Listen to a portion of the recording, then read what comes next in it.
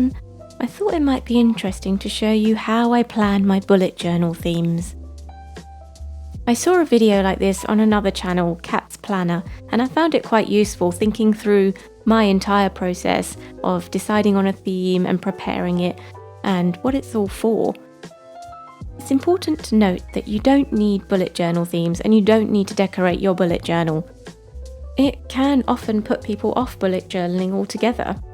You need to know your reason for bullet journaling first and foremost, and make sure you're fulfilling those needs. If decorating your journal is part of that, it's good to know why you're doing what you're doing. For me, I want my bullet journal to be functional, and I want it to encourage personal growth and reflection, so themes are not compulsory. However, I do enjoy having monthly themes because it gets me thinking about and appreciating what that month represents. The process of thinking it all through and setting up for the month really sets the mood for the month ahead, and it gets me appreciating the month or the season. Another reason that I enjoy drawing and having themes in my journal is that it's a great opportunity to be creative.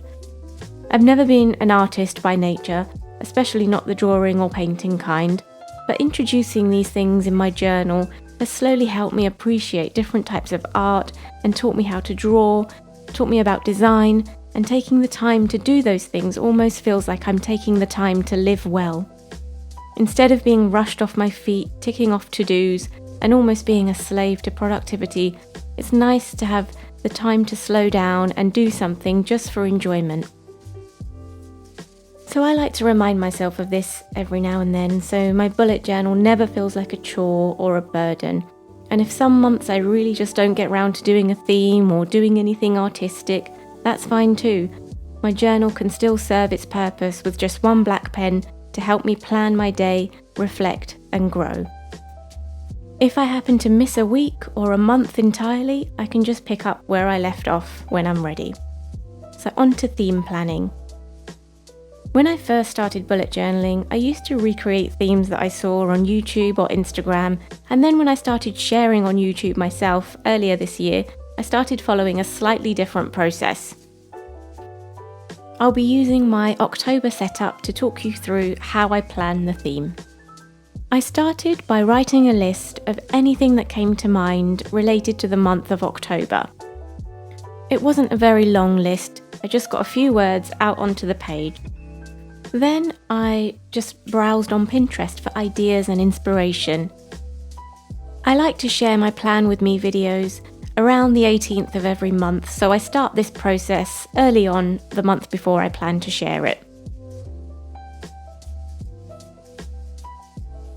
I started by typing in October and looking through pictures that represent October to see what I was drawn to.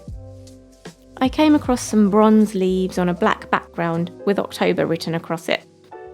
This made me think about how dark it suddenly gets in October, and I thought about the stars, which led me to think about the black and white colour combination, which somehow led to thinking about black and gold. I typed in black and gold aesthetic.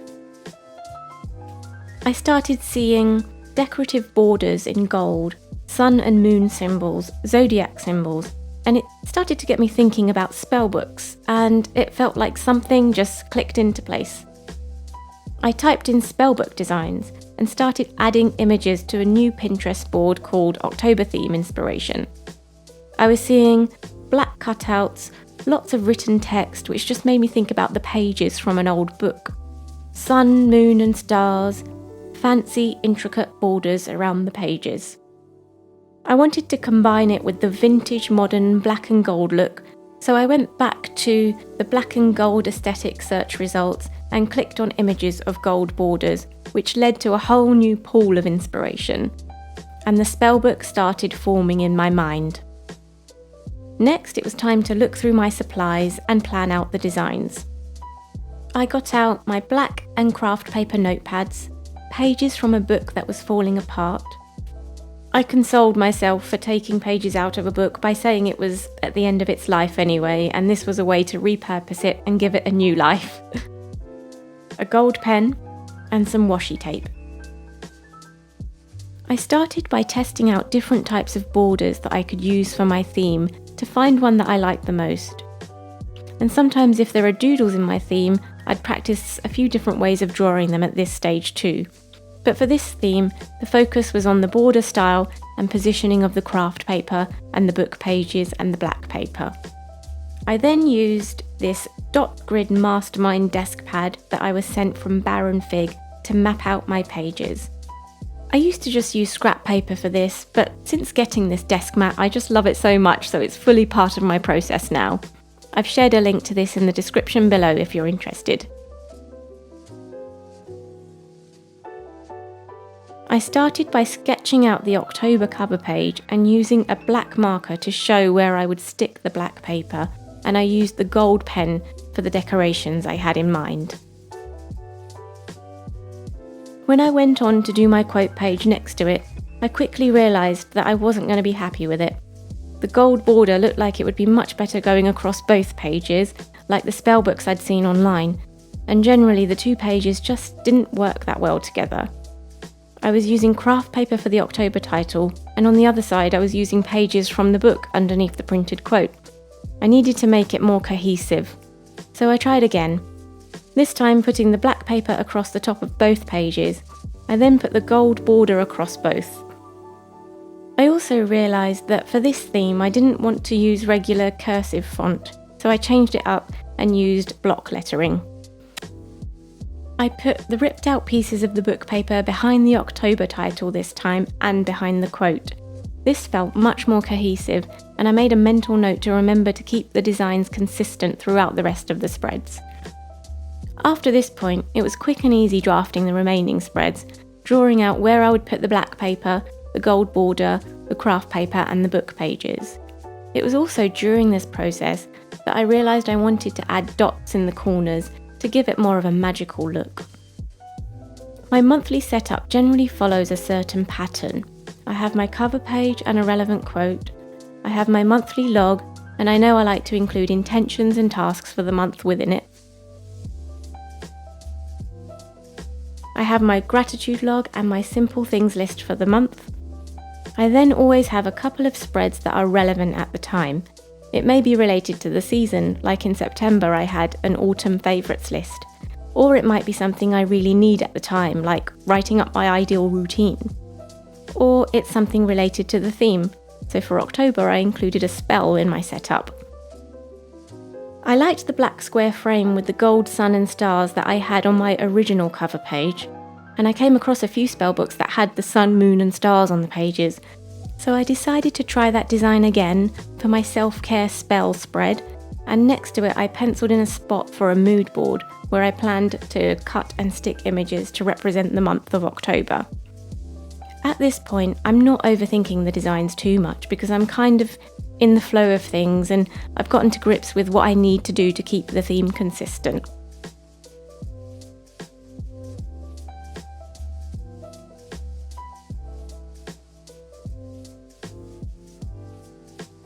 I was really keen to include some black flower petals on one of the spreads because I just thought they looked really cool.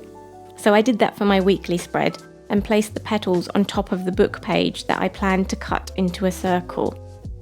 This spread looked a bit different to the rest of them as there wasn't as much gold and the edges were white rather than black, but I decided to go with it anyway just because I really wanted to.